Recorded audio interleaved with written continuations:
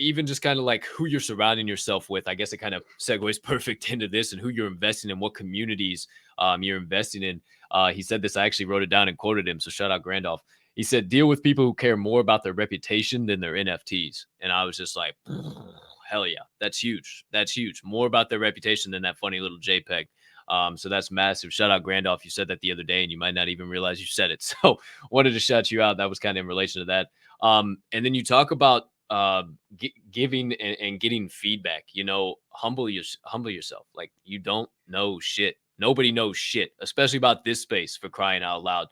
And I talk about it with HD and JTR, the Prez, all the time when we're on Rhino spaces. I mean, literally, if you're on a space with us, you hear us say it. Your network is your net worth, and if you are the smartest person in a room, get the fuck out of the room. What are you even doing in that room? Go somewhere else and ask. And the reason why this show continues to improve, continues to grow, because I humble myself and I ask people all the time, what do you think about this? What do you think about that?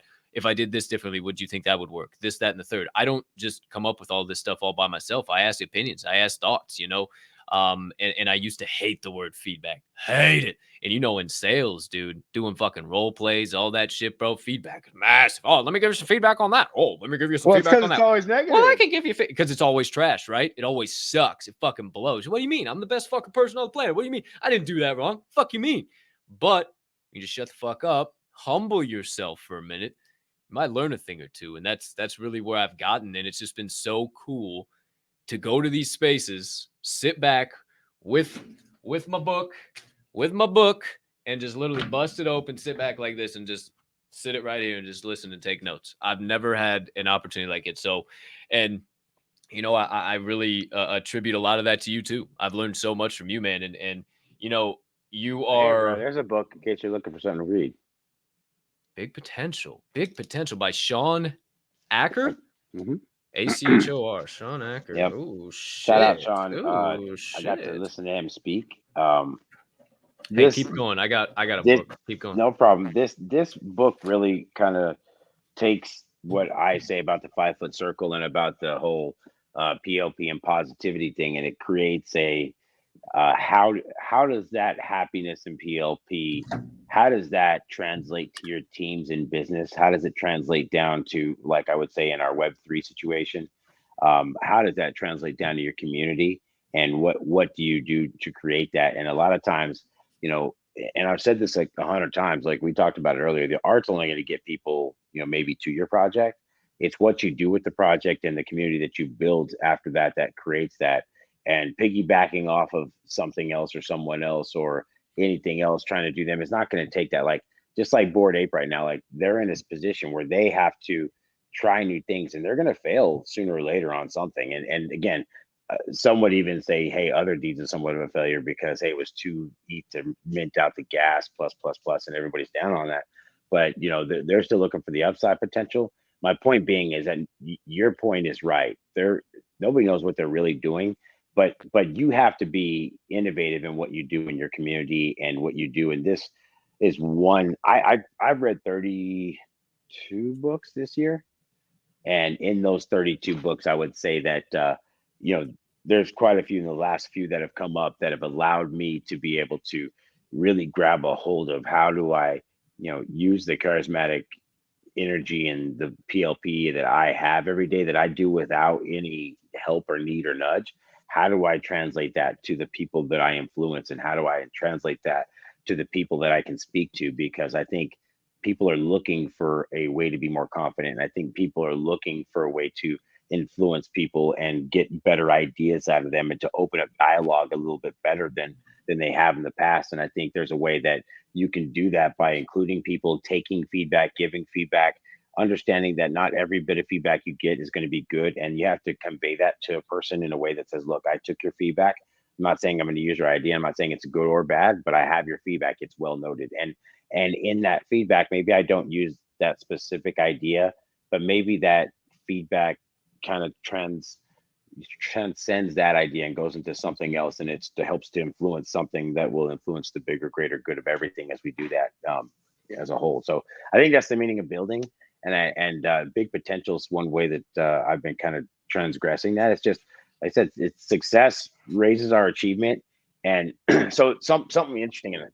pardon me if I'm talking too much. You can shut me the No, fuck up no, anytime, man. give it to me, But baby. Come on.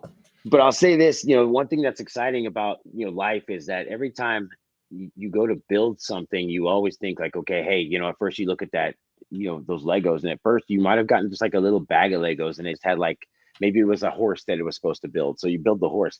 Well, the horse has been sitting there for 2 months, and like you're a kid, you're like, okay, well, hey, what am I going to do with this horse? So you take it apart and you try to build something else with it, right? So now you're trying to build something else with it. You're like, okay, and like you built all you could build with your little brain to that little, those pieces, and all of a sudden your mom or dad comes home or whoever and brings you this big green plate that's flat and it's got all the little Lego pieces. You're like, hold on. And now all of a sudden your brain goes from, hey, I could only build so much with those Legos as the pieces I have, but now you give me this nice platform, and holy shit, now I'm like, how tall can I build this building? Right. And so now all you need is more pieces. And then your brain says, okay, great. And so my point is that once you get to, hey, I'm going to run a mile, you feel like that's a success. Once you get to that point, your brain, the dopamine goes away for that mile. It says, hey, that mile's gone. What's next? So as a human being, you're always looking to build and move forward in that potential. And as you're doing that, your brain should always be challenged. So every time you hit a certain place, a challenge, go over a hurdle, or you get past one part of your roadmap or whatever it might be, that you should never say, okay, hey, yeah, man, look at this. You did it. Buddy. Look at that. Because at the end of the day, your brain's going to sit there and say, well, okay, well, now what? Because we did that there. It's like the people that go on top of Mount Everest. They don't stop climbing when they get to the top of Mount Everest. They do it the next Why time the fuck did faster. I just write that down? We are always on the same page. I love it.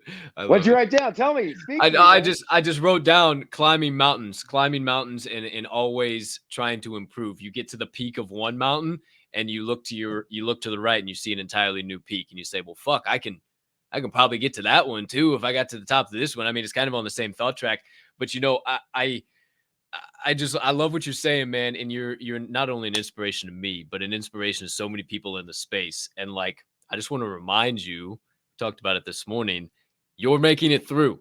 You're making it fucking through. And despite how busy you are, despite the ups and downs in the market, despite the ups and downs with GAC, despite the ups and downs with your personal life that nobody knows behind this camera, the PP, anything in between, you're making it through. And I'm gonna ask you it. I'm gonna put you on the spot. How do you do it? How do you keep shining so fucking bright despite all Man, of that? I know I might die tomorrow. Mm. That's it. That's the truth. Cap, I'm extremely blessed to be in this life. Um, I've met people who have passed who were stronger, smarter, more beautiful, more charismatic, more lucky than I. And many of them passed away 20 years ago. Many of them passed away last year. I truly think my soulmate has come and gone, and she's amazing, and I think she watches over me, and for that, I feel like I owe all those people my energy so I can give it out to people. I have a motto, and it says, I want to inspire people. I want people to say, because of you, I did better. And I get people more than they need. It helps me get what I need. And I'll tell you this, man, I'm rich in life. I'm rich in friends. I'm rich in love. I'm rich in self-love. And I don't want or need for anything. So um I just I love creating, and I love bringing people together. And that's why I like to DJ, because as I create that music for people, there's somebody in the crowd that they're having a spiritual experience, whether it's just the most, maybe it's not the cleanest mix to you, or maybe it's not the best song, but it might be the song they needed to hear right at that one time. And that influences things. It's never been about, hey, I want to get 1 million views on YouTube, or hey, I want to get paid $1 million to play one set or whatever. I think that you can touch people one note at a time, one song at a time, one space at a time, one tweet at a time, one Instagram story at a time, one interaction at a time. And I think that, people need to stop bitching about the world and start making a difference in the world every single day they step out. And if everybody stopped bitching about what everybody else was doing and they just started doing what they want everybody else to do, then I think we'd have a much better place. And I can't say enough about our community. I think our community shows the grandpa way. I try to exude that PLP and that excuse me, I was it's a lot going through me right there, and I was thinking about that. But I try to exude that grandpa way and just kind of live that life. And it's funny because even if you talk to the woke zombies when they hung out with me the other day, they kind of gave me a funny look as I was like talking to everybody, and they even said like, "You really do PLP everywhere." And I'm like, I looked at them like, "What do you think? This is a fucking game?